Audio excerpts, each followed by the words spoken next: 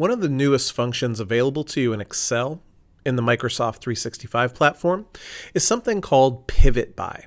Pivot By is your ability to create a pivot table without creating a pivot table by using a function instead. So let's say, for example, you have a data set that contains clients and products and sales and things like that, and you wanted to summarize that data.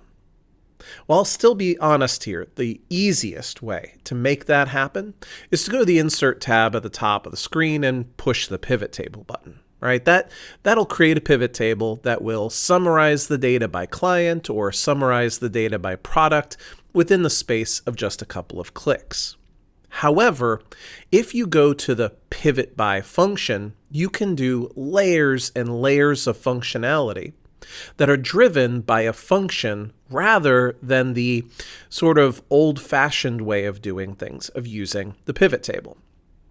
So before we see this in action, here are the components of the Pivot By function. And you can see there's a lot going on here.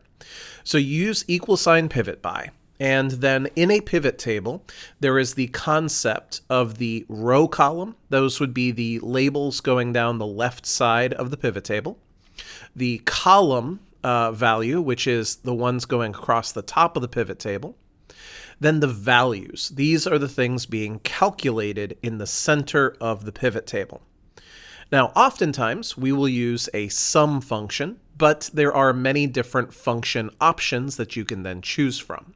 So those are the things you absolutely have to use. On top of that, you can also specify whether your data's headers come in, whether we use different types of totals along the rows and how we want to sort those rows, whether we want to do different types of totals along the columns and whether we want to sort those columns in a particular way, whether we have a specific filter being applied to it.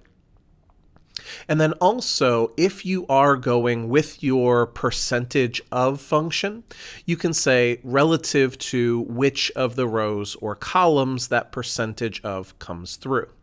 But let's see this in real life action. Here we have a standard data table on the left and a conventional pivot table to the right-hand side that summarizes all the data by, in this instance, the department going down the left side of the pivot table and by the expense type going across the top of the pivot table. You can also see that there are grand totals at the bottom and on the right side of the pivot table. So could we make something very, very similar happen if we use the Pivot By function? Now, Pivot By and Group By both I use without using the dialog box because I find that it's much easier to know what to fill in when we use the IntelliSense drop-down menus as we go. So here I will do =Pivot By and press Tab.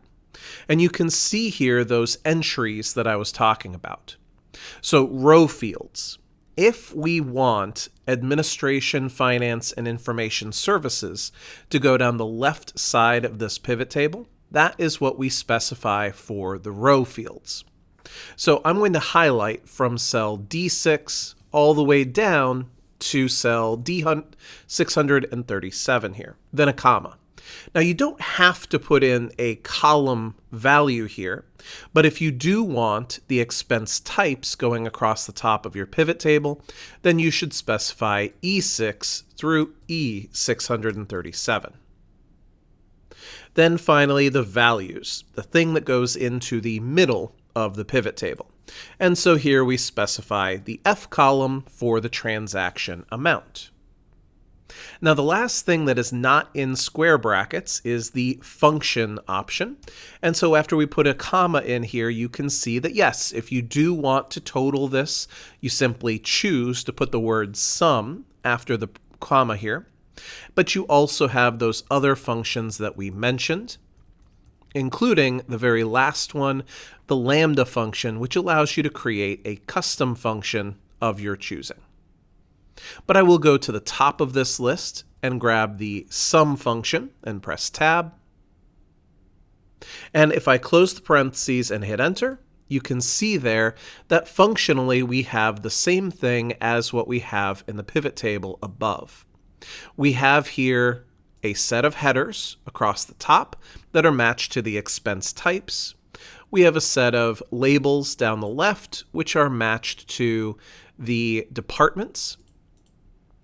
In the center, we are totaling up each of the different values. And you can see that they exactly match the values above in the pivot table. So basically, we've been able to create the same thing as the pivot table, minus the formatting, and minus the basic functionality of the pivot table, which allows us to use slicers and things of that nature. But if we return to that pivot by function, we additionally have these other options as we go, comma, field headers. Should we generate the field headers across the top and down the left-hand side? Comma, where should the totals go? Should the grand totals go at the top or the bottom, or be turned off altogether? I'll put in a 0 here, for example, and then comma, and what is the row sort order? Now, currently, this is in alphabetical order from A to Z. If I put in -1, for example, it would go Z to A. Then again, column depth. Do we want any totals here? I'll put in a 0 for no totals and a comma. And what is the column sort order? Again, I'll go -1 here. And then if I press enter, you can see there that the totals have been dropped off and that the text is in reverse alphabetical order because that's what we've asked it for. The most important thing that happens here is that if we go to the transaction amount here for finance and travel of $10,000, let's just find the corresponding spot here. Finance and travel comes to $192,000 in this pivot table, and finance and travel comes to $192,000 in this pivot table. But if we were to change this from $10,000 to $1 million,